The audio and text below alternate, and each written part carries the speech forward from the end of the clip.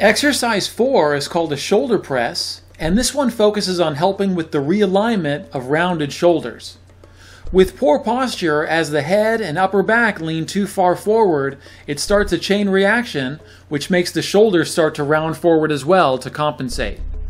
This exercise helps retrain your shoulders by putting sustained pressure in the opposite direction of the poor posture.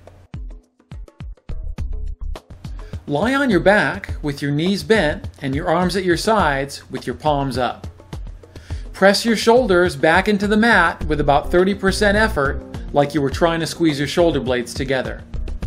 Hold each squeeze for 5 seconds and try 10 times before moving on.